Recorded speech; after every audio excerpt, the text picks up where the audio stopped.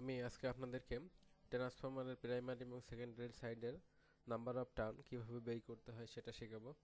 এটা আমরা যদি একটি কোরকে বিবেচনা করেও করতে পারি। আবার আমরা যে ববিনটা থাকে যার ভিতরে আমরা কোর ঢোকাই বা ববিনের উপরে যার উপরে কোয়েল পেঁচাই সেটার হিসাবে করতে পারি। তো এটার আমাদের দৈর্ঘ্য এবং প্রস্থ আমরা মেপে নিব।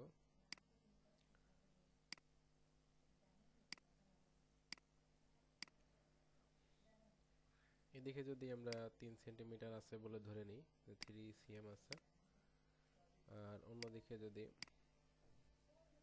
এটা আপনারা যখন ববিনটা করবেন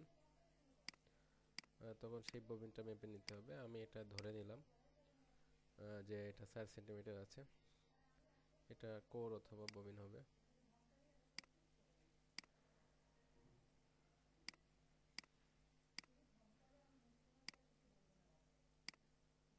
বা ববিন হবে।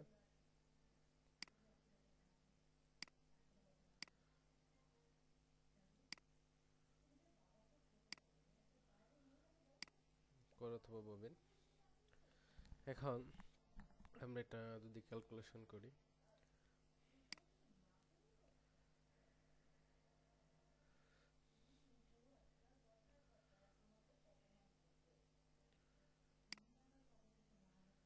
এখানে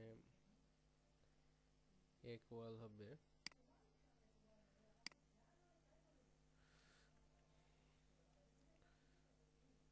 এ, এখানে ইকুয়াল 3 ইন্টু 4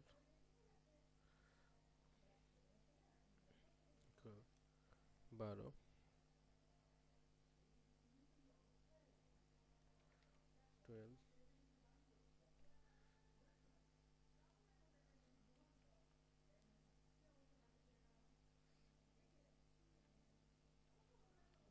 স্কয়ার সেন্টিমিটার।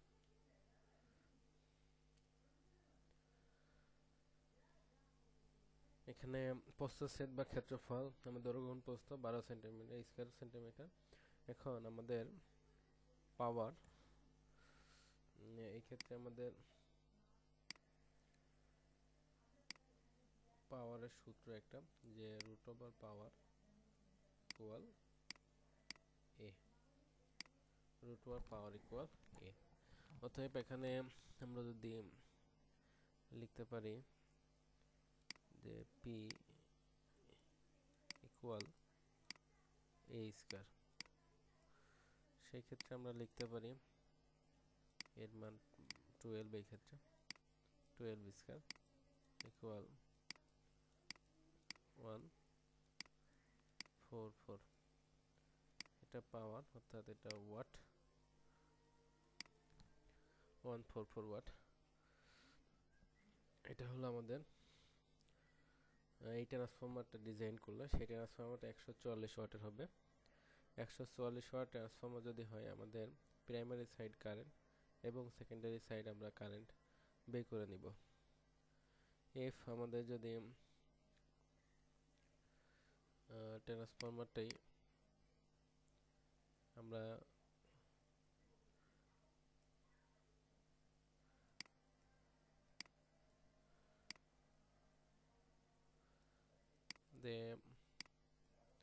আমরা এদিকে 220 ভোল্ট দিই, আর আমরা এখান থেকে যদি 12 ভোল্ট চাই, তাহলে আমাদের প্রাইমারি হলো, এটা প্রাইমারি 220 ধরলাম, আর এদিকে আমরা সেকেন্ডারি 12 ভোল্ট চাইলাম। এটা যদি আমরা ডিজাইন করি তাহলে কারেন্ট কি হবে,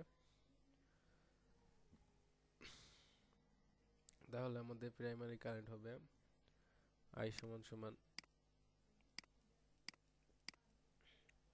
100 power by voltage by 220 equal দেওয়া হয়। আর এদিকে আমাদের হবে পি ইকুয়াল 144 বাই 12। আপনারা জানেন যে একটা ট্রান্সফরমারের প্রাইমারি এবং সেকেন্ডারি উভয় সাইডে পাওয়ার সমান থাকে, কারেন্ট এবং ভোল্টেজ কম আর বেশি হয়ে যায়। তাই আমাদের পাওয়া যেহেতু উভয় সাইডের সমান, আমরা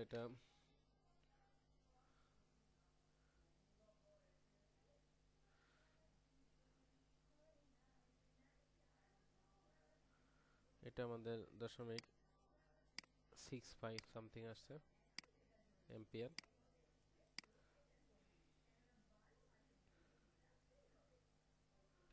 এটা আমাদের 12 আসে, 12 এম্পিয়ার।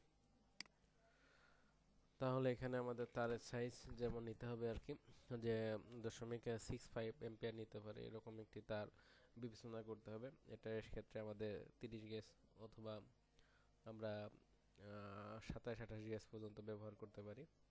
আর এই সাইডে 12 এম্পিয়ার তার নিতে হবে। তো 12 এম্পিয়ার তারের জন্য আমরা এখানে 14 গেজ বা 15 নম্বর গেজ তার আমরা ব্যবহার করতে পারি। এখানে তার থেকে ব্যবহার করতে পারবো আমরা 16, 17 বা 18 ব্যবহার করলে হবে, তবে 14, 15 বেশি ভালো হবে। এখন এটা আমরা তারে বুঝলাম। এখন আমরা কত নাম্বার অফ টার্ন দিব, সেজন্য আমাদের কোথায় কত নাম্বার অফ টার্ন দিব সেটা বের করার জন্য আমরা প্রতি ভোল্টের জন্য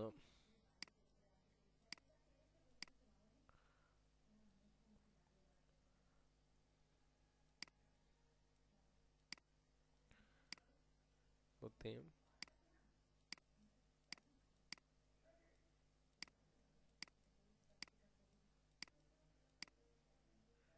ভোল্টে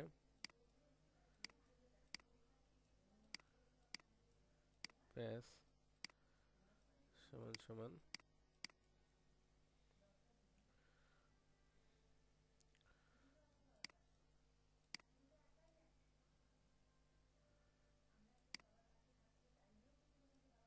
42/12। এখানে 42টা কনস্ট্যান্ট একটা মান আসছে, তাহলে এটা আসে 3.5 টান প্রতি ভোল্টের জন্য। 3.5, তাহলে আমরা যদি এখানে প্রাইমারি সাইডে 220 দিই, তাহলে 220 এর জন্য 20 ভোল্টের জন্য ফেজ হবে 220 ইন্টু 3.5। আর আমরা সেকেন্ডারিতে যদি এখানে 12 ভোল্ট নেই, তাহলে 12 ভোল্টের জন্য প্যাচ হবে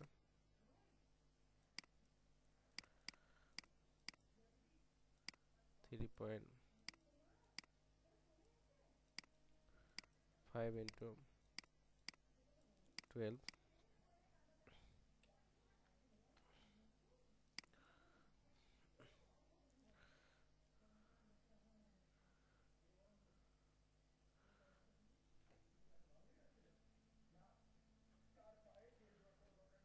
এখানে আমাদের 770 প্যাচ,